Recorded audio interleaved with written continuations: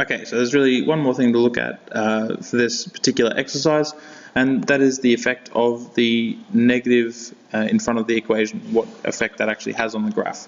So let's just get straight into this. Now, I'm using theta as a variable here just to mix it up a little bit. I should change that there so it actually says f of theta.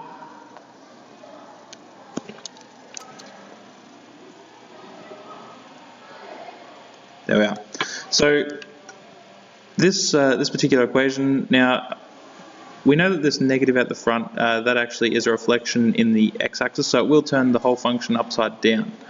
I'm still going to go into it. So when I calculate the amplitude in this case, you might be tempted to say -5.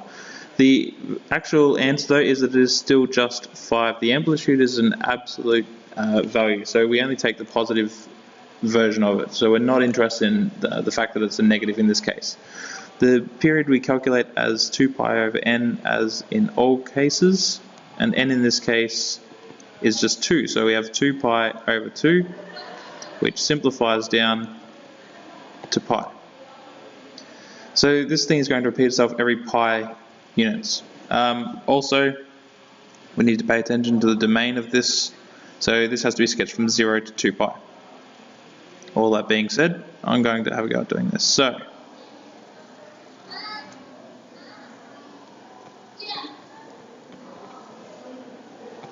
the y-axis,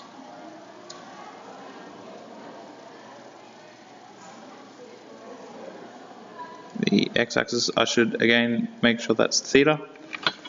Okay, and this graph has to go down to -5 and it has to go up to +5. Now this repeats itself every pi. So here's pi here in the middle. We have to go all the way through to 2 pi at the end. So this is a sine graph. It's going to go down, up, and then back down, and it's going to finish there. So the pi on 2 is going to be an important feature. And also, because it's negative, it has to go down first. So I draw this sketch, go down here. It's going to have that minimum at pi on 4, then up through here to its maximum, and back down to pi. So that's the first cycle of the graph. It then has to go for a second cycle, so that's going to be 3 pi on 2 there. And again, it just goes down first, back up, and come back down. Oh, that was a little bit rough at the end there. Let's see if we can fix that.